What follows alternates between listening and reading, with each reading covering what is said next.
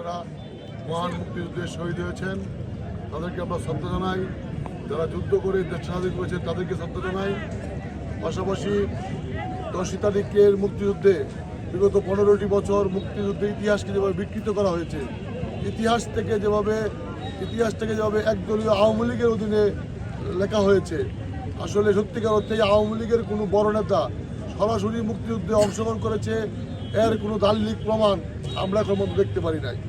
আমরা মনে করি যে মুক্তিযুদ্ধের এই 15 বছরে যে ইতিহাসটার ভুল ব্যাখ্যা দেওয়া হয়েছিল, এই 10 ডিসেম্বরের ময়মনসিংহের ইতিহাস, 16 ডিসেম্বরের বাংলাদেশ বিজয়ের ইতিহাস, আগামী প্রজন্ম যারা ভুল ইতিহাস জেনে বড় হয়েছে তারা সেই ইতিহাস থেকে শিক্ষা নেবে, সঠিক ইতিহাসটা জানবে কারা অস্ত্র হাতে যুদ্ধ করেছে, মেজর জিয়ার কোত্থেকে আসলেন, উনি কীভাবে যুদ্ধ করলেন, কোন কোন স্পটে যুদ্ধ করেছেন, উনি কতবার জীবনের ঝুঁকি নিয়েছেন, উনি যখন এই মুক্তিযুদ্ধে অংশগ্রহণ করেন তখন তার অবুঝ দুটি শিশু এবং ওনার স্ত্রী পাকিস্তানি আর্মির কাছে বন্দী অবস্থায় ছিলেন। উনি তাদের জীবনের তোয়াক্কা না করে উনি দেশ রক্ষার জন্য নিজের জীবন বিলিয়ে দেওয়ার চেষ্টা করেছেন। সেই জন্য এই ইতিহাসটা আগামী প্রজন্মকে বলতে হবে।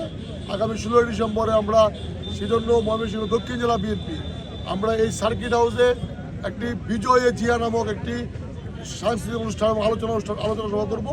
সেটার মাধ্যমে আমরা পরবর্তী প্রজন্মকে জিয়াউর রহমানের মুক্তিযুদ্ধে কী অবদান ছিল, আমরা আগামী প্রজন্ম যারা এই 15 বছর আগে যার বয়স 3 ছিল, যার বয়স 2 ছিল, যারা আজকে সঠিক কিছু জানতে পারে না, তাদেরকে আমরা অধিক ইতিহাস জানাবো। সেই সাংস্কৃতিক অনুষ্ঠানে আপনাদের সকলকে আমাদের ময়মনসিংহ দক্ষিণ জেলা বিএনপির পক্ষ থেকে আমন্ত্রণ রইল।